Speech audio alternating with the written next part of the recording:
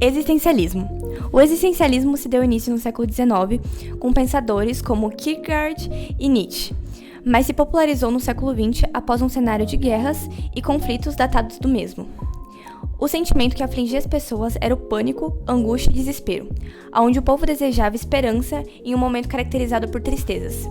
Essas experiências traziam um sentimento de agonia, promovendo um questionamento sobre o humano, a razão da sua existência e as dores de existir.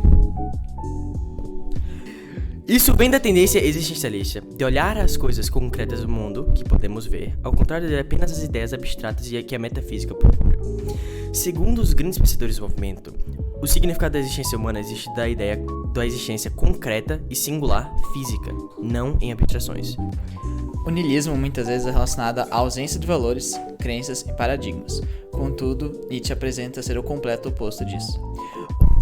O mundo para Nietzsche é constituído pelas forças vitais, e todos somos movidos por essas forças, fazendo correlação com o mundo das ideias de Platão.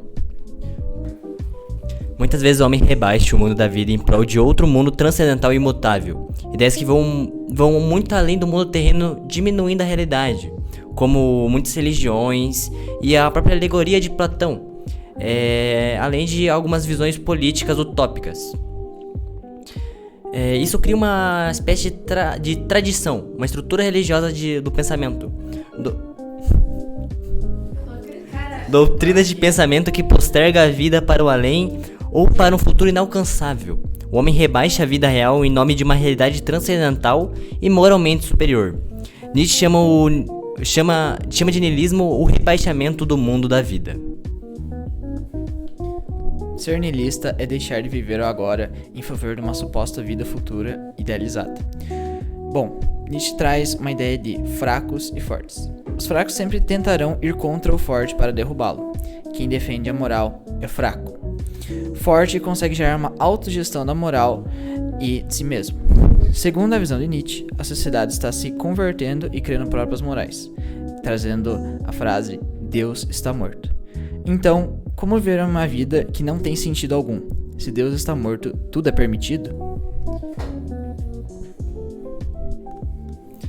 Nesse quesito entra o conceito de niilismo passivo e ativo. No passivo, a pessoa ainda não aceita o conceito da falta de significado e se entristece com isso. Enquanto no ativo, ocorre a superação do niilismo, onde a pessoa se liberta dessa prisão, onde ela rebaixa o mundo terreno e ascende em felicidade.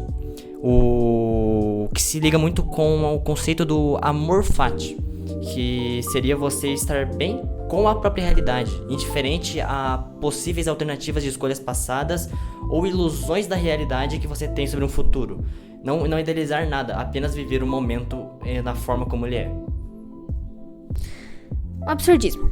O absurdismo é a filosofia que explora o conflito entre a busca humana por significado e a aparente falta de sentido do universo, sendo o principal representante desse conceito Albert Camus.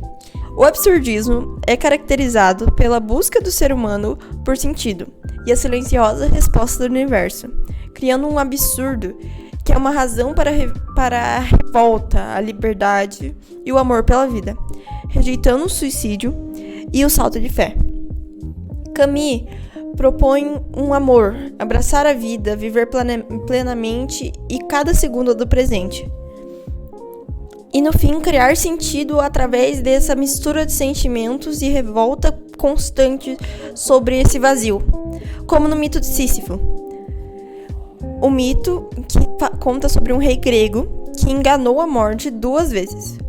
E como punição, foi condenado a rolar uma pedra gigante, montanha acima, somente para vê-la rolar de volta para baixo, repetindo o processo infinitamente, simbolizando rotinas, tarefas repetitivas e a luta contra o absurdo.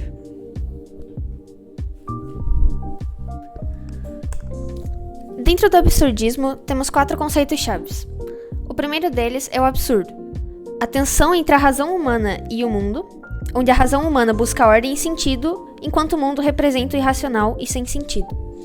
A condição humana representa a inevitabilidade da morte e a finitude humana diante da vastidão do universo, que gera frustração. A revolta é a revolta filosófica ao absurdo, uma afirmação da vida e da liberdade, como um sim teimoso à existência, mesmo reconhecendo a falta do sentido final. E o sentido criado. O sentido não é dado, mas construído e moldado através das suas ações e paixões, transformando a revolta em felicidade. Tchau, galerinha! Entrem pro Clube da Filosofia, se inscrevam e deixem um like no canal! Legal.